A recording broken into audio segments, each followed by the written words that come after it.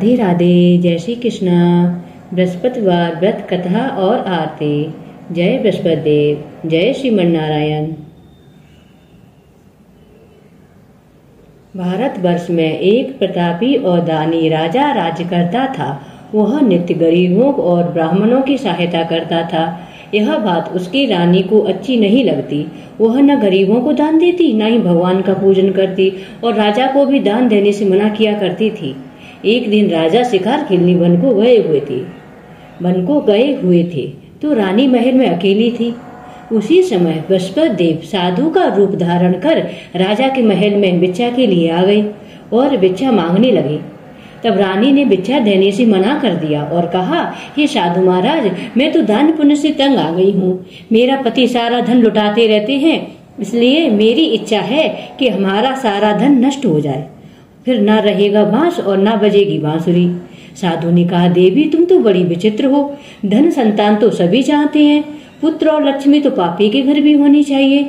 या तुम्हारे पास अधिक धन है तो भूखों को भोजन दो, प्यासों के लिए प्याऊला बनवाओ, मुसाफिरों के लिए धर्मशालाएं खुलवाओ, जो निर्धन है उनकी कुंवारी कन्याओं का विवाह करवाओ।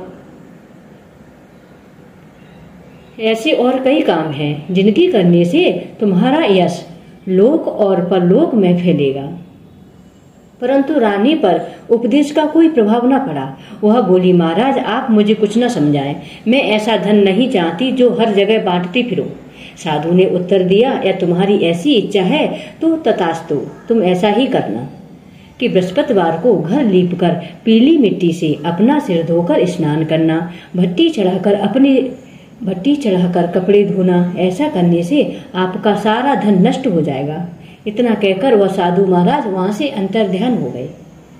साधु के अनुसार कई बातों को पूरा करते हुए रानी को केवल 3 बृहस्पतिवार ही बीते थे कि उसकी समस्त धन संपत्ति नष्ट हो गई।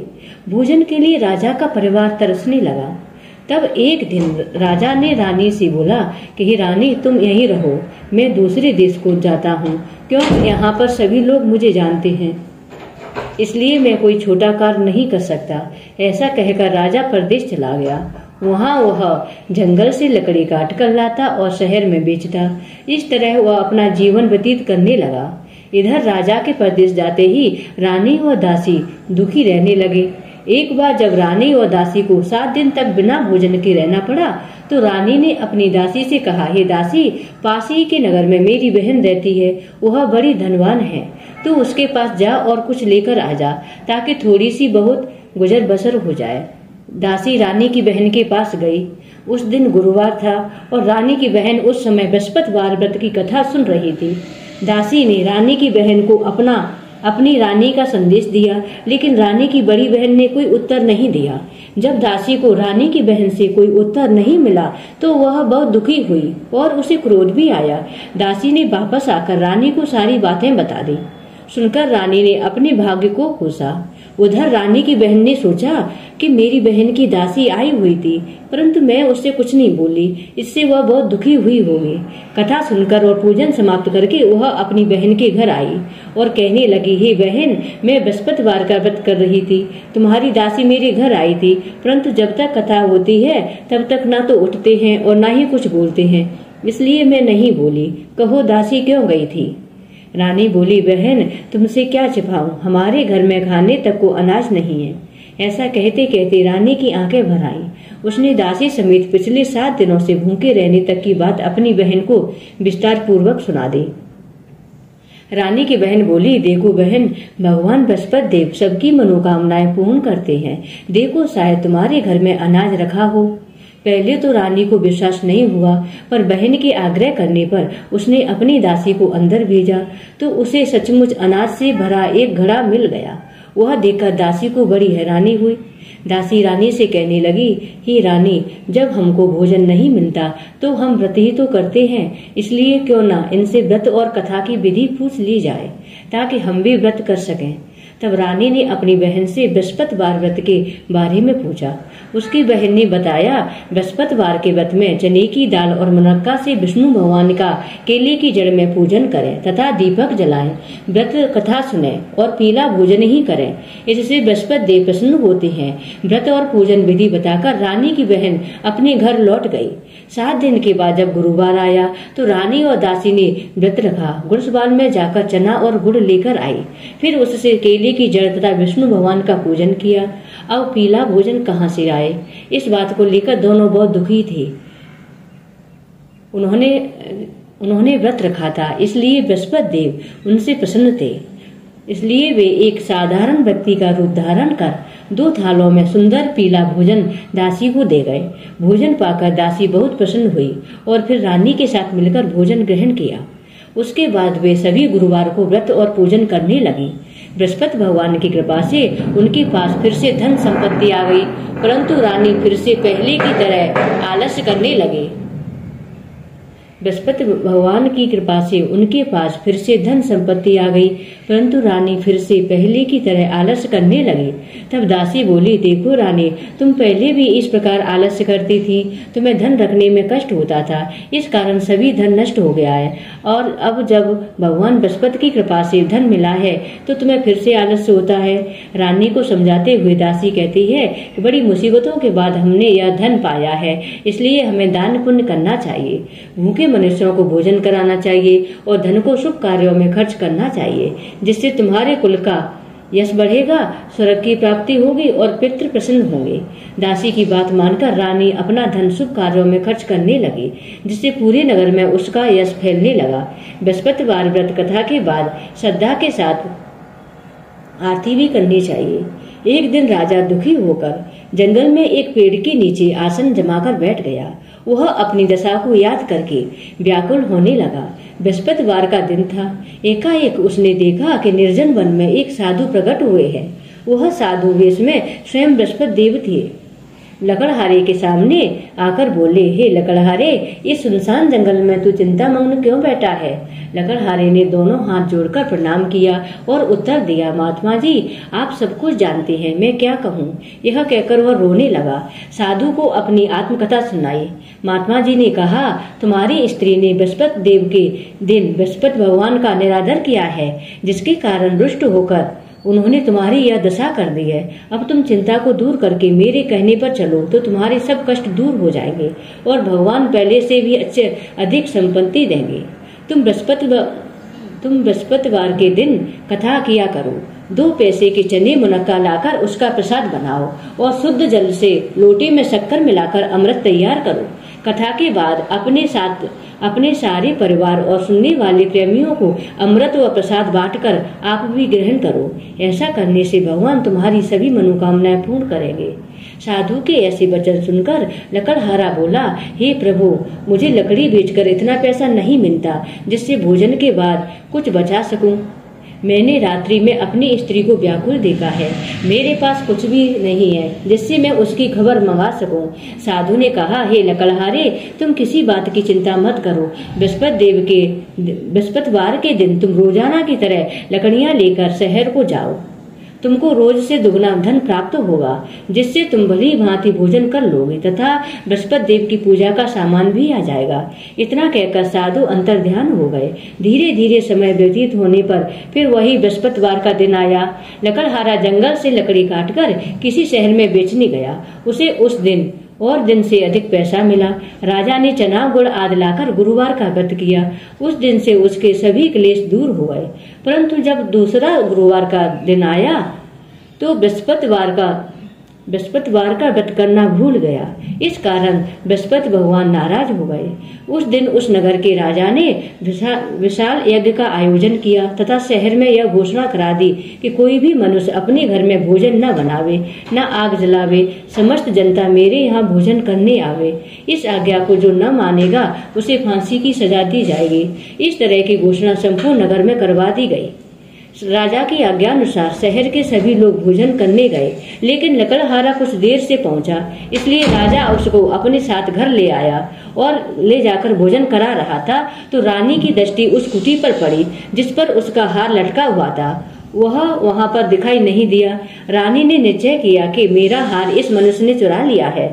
उसी समय सिपाहियों को बुलाकर उसको कारागार में डलवा दिया। जब लकड़हारा कारागार में पड़ गया और बहुत दुखी होकर विचार करने लगा कि न जाने कौन से पूर्व जन्म के कर्म से मुझे यह दुख प्राप्त हुआ है, और उसी साधु को याद करने लगा जो कि जंगल में मिला था। उसी समय तत्काल बृहस्पति देव साधु के रूप में प्रकट हुए और उसकी दशा को देखकर कहने लगे, अरे मूर्ख, तूने बृहस्पति देव की कथा नहीं करी, इस कारण तुझे दुख प्राप्त हुआ है। अब चिंता मत कर, बृहस्पतिवार के दिन कारागार के दरवाजे पर 4 पैसे पड़े मिलेंगे, उनसे तू बृहस्पति देव की पूजा करना, तेरे सभी कष्ट दूर हो जाएंगे। बृहस्पतिवार के दिन उसे 4 पैसे मिले। लकड़हारे ने कथा कही। उसी रात्रि को बृहस्पति देव ने उस नगर के राजा को स्वप्न में कहा, हे राजा, तुमने जिस आदमी को कारागार में बंद कर दिया है वह निर्दोष है, वह राजा है, उसे छोड़ देना। रानी का हार उसी कुटी पर लटका हुआ है, अगर तू ऐसा नहीं करेगा तो मैं तेरे राज्य को नष्ट कर दूंगा। इस तरह रात्रि के स्वप्न को देखकर राजा प्रातः काल उठा और कुटी पर हार देखकर लकड़हारे को बुलाकर क्षमा मांगी तथा लकड़हारे को योग्य सुंदर वस्त्र आभूषण देकर विदा कर दिया। बृहस्पति देव की आज्ञा अनुसार लकड़हारा अपने नगर को चल दिया। राजा जब अपने नगर के निकट पहुंचा तो उसे बड़ा आश्चर्य हुआ। नगर में पहले से अधिक बाग, तालाब, कुएं तथा बहुत सी धर्मशालाएं, मंदिर आदि बन गई। राजा ने पूछा, यह किसका बाग और धर्मशाला है? तब नगर के सब लोग कहने लगे, यह सब रानी और बांदी की है। तो राजा को आश्चर्य हुआ और गुस्सा भी आया। जब रानी ने यह खबर सुनी कि राजा आ रहे हैं तो उन्होंने बांदी से कहा कि हे दासी, देख राजा हमको कितनी बुरी हालत में छोड़ गए थे, हमारी ऐसी हालत देखकर वह लौट ना जाए, इसलिए तू दरवाजे पर खड़ी हो जा। आज्ञा अनुसार दासी दरवाजे पर खड़ी हो गई। राजा आए तो उन्हें अपने साथ लिवा लाई। तब राजा ने क्रोध करके अपनी रानी से पूछा कि यह धन तुम्हें कैसे प्राप्त हुआ? तब उन्होंने कहा, हमें यह सब धन बृहस्पति देव के इस व्रत के प्रभाव से प्राप्त हुआ है। राजा ने निश्चय किया कि 7 रोज बाद तो सभी बृहस्पति देव का पूजन करते हैं, परंतु मैं प्रतिदिन दिन में 3 बार कहानी तथा रोज व्रत किया करूंगा। अब हर समय राजा के दुपट्टे में चने की दाल बंधी रहती तथा दिन में 3 बार कहानी कहता। एक रोज राजा ने विचार किया कि चलो अपनी बहन के यहाँ हो आवे। इस तरह निश्चय कर राजा घोड़े पर सवार हो अपनी बहन के यहाँ को चलने लगा। मार्ग में उसने देखा कि कुछ आदमी एक मुर्दे को लिए जा रहे हैं। उन्हें रोककर राजा कहने लगा, अरे भाइयों, मेरी बृहस्पति देव की कथा सुन लो। वे बोले, लो, हमारा तो आदमी मर गया है, इसको अपनी कथा की पड़ी है। परंतु कुछ आदमी बोले, अच्छा कहो, हम तुम्हारी कथा भी सुनेंगे। राजा ने दाल निकाली और जब कथा आधी हुई कि मुर्दा हिलने लगा, और जब कथा समाप्त हो गई तो राम राम करके मनुष्य उठकर खड़ा हो गया। आगे मार्ग में उसे एक किसान खेत में हल चलाता मिला। राजा ने उसे देख और उससे बोले, अरे भैया, तुम मेरी बृहस्पतिवार की कथा सुन लो। किसान बोला, जब तक मैं तेरी कथा सुनूंगा तब तक 4 हरैया जोत लूंगा, जा अपनी कथा किसी और को सुनाना। इस तरह राजा आगे चलने लगा। राजा के हटते ही बैल पछाड़ खाकर गिर गए तथा किसान के पेट में बड़ी जोर का दर्द होने लगा। उस समय उसकी माँ रोटी लेकर आई थी और उसने जब यह देखा तो अपने पुत्र से सब हाल पूछा और बेटे ने सभी हाल कह दिया। तो बुढ़िया दौड़ी दौड़ी उस घुड़सवारे के पास गई और उससे बोली, भैया, मैं तेरी कथा सुनूंगी, तू अपनी कथा मेरे खेत पर चलकर कहना। राजा ने बुढ़िया के खेत पर जाकर कथा कही, जिसके सुनते ही वह बैल उठकर खड़े हो गए और किसान के पेट का दर्द भी बंद हो गया। राजा अपनी बहन के घर पहुंचा। बहन ने भाई की खूब मेहमानी की। दूसरे रोज प्रातः काल राजा जगा तो वह देखने लगा कि सब लोग भोजन कर रहे हैं। राजा ने अपनी बहन से कहा, ऐसा कोई मनुष्य है जिसने भोजन नहीं किया हो? मेरी बृहस्पतिवार की कथा सुन ले। बहन बोली, हे भैया, यह देश ऐसा ही है कि पहले यहाँ लोग भोजन करते हैं, बाद में अन्य काम करते हैं। अगर कोई पड़ोस में हो तो देखाऊं। वह ऐसा कहकर देखने चली गई, परंतु उसे कोई ऐसा व्यक्ति नहीं मिला जिसने भोजन न किया हो। अतः वह एक कुम्हार के घर गई जिसका लड़का बीमार था। उसे मालूम हुआ कि उनके यहाँ 3 रोज किसी ने भोजन नहीं किया। रानी ने अपने भाई की कथा सुनने के लिए कुम्हार से कहा। वह तैयार हो गया। राजा ने जाकर बृहस्पतिवार की कथा कही, जिसको सुनकर उसका लड़का ठीक हो गया। अब तो राजा की प्रशंसा होने लगी। एक रोज राजा ने अपनी बहन से कहा कि हे बहन, हम अपने घर को जाएंगे, तुम भी तैयार हो जाओ। राजा की बहन ने अपनी सास से कहा। सास ने कहा, हाँ चली जा, परंतु अपने बच्चों को मत ले जाना, क्योंकि तेरे भाई के कोई औलाद नहीं है। बहन ने अपने भैया से कहा कि भैया मैं तो चलूंगी, पर कोई बालक नहीं जाएगा। राजा बोला, जब कोई बालक नहीं चलेगा तब तुम ही क्या करोगी। बड़े दुखी मन से राजा अपने नगर को लौट आया। राजा ने अपनी रानी से कहा, हम निर्वंशी हैं, हमारा मुंह देखने का धर्म नहीं है और कुछ भोजन आदि नहीं किया। तब रानी बोली, हे प्रभु, बृहस्पति देव ने हमें सब कुछ दिया है, वो हमें औलाद अवश्य देंगे। उसी रात को बृहस्पति देव ने राजा से स्वप्न में कहा, हे राजा उठ, सभी सोच त्याग दे, तेरी रानी गर्भ से है। राजा को यह बात सुनकर बड़ी खुशी हुई। 9वें महीने में उसके गर्भ से एक सुंदर पुत्र पैदा हुआ। तब राजा बोला, हे रानी, स्त्री बिना भोजन के रह सकती है, पर बिना कहे नहीं रह सकती। जब मेरी बहन आवे तुम उससे कुछ मत कहना। रानी ने सुनकर हाँ कर दिया। जब राजा की बहन ने यह शुभ समाचार सुना तो वह बहुत खुश हुई तथा बधाई लेकर अपने भाई के यहाँ आई। तभी रानी ने कहा, घोड़ा चढ़कर तो नहीं आई, गधा चढ़ी आई। राजा की बहन बोली, भाभी मैं इस प्रकार न कहती तो तुम्हें औलाद कैसे मिलती। बृहस्पति देव ऐसे ही हैं, जैसी जिसके मन में कामना है सभी को पूर्ण करते हैं। जो सद्भावना पूर्वक बृहस्पतिवार का व्रत करता है एवं कथा पढ़ता है अथवा सुनता है, दूसरों को सुनाता है, बृहस्पति देव उसकी सभी मनोकामनाएं पूर्ण करते हैं। बोलो बृहस्पति देव भगवान की जय। भगवान बृहस्पति देव उसकी सदैव रक्षा करते हैं। संसार में जो मनुष्य सद्भावना से भगवान की पूजन व्रत सच्चे हृदय से करते हैं तो उनकी सभी मनोकामनाएं पूर्ण करते हैं। जैसी सच्ची भावना से रानी और राजा ने उनकी कथा का गुणगान किया तो उनकी सभी इच्छाएं बृहस्पति देव जी ने पूर्ण की थी। इसलिए पूर्ण कथा सुनने के बाद प्रसाद लेकर जाना चाहिए। हृदय से उनका नमन करते हुए जयकारा बोलना चाहिए। बोलो बृहस्पति देव की जय। श्री हरि नारायण की जय। भगवान विष्णु की जय। श्री बृहस्पति देव जी की आरती।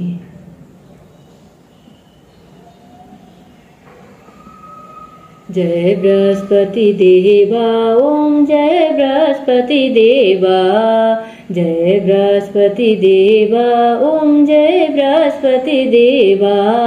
चिनी चिनी भोग लगाऊं, चिनी चिनी भोग लगाऊं, कदली फल मेवा ओम जय बृहस्पति देवा। तुम पूर्ण परमात्मा, तुम्हें अंतर्यामी, तुम्हें अंतर्यामी, जगत पिता जगदीश्वर तुम सबके स्वामी। ओम जय बृहस्पति देवा ओम जय बृहस्पति देवा।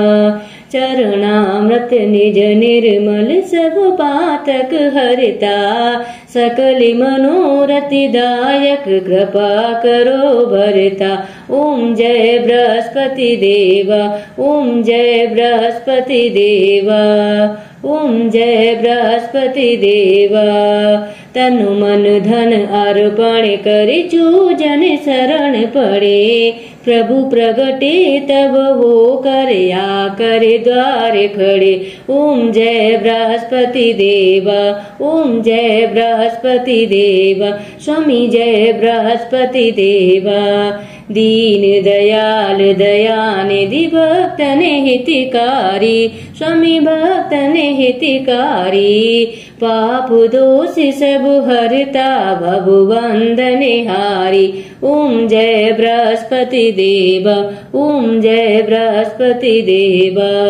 दीन दयाल दयानिधि भक्तन हितकारी, पाप दोष सब हरता भव वंदनहारी।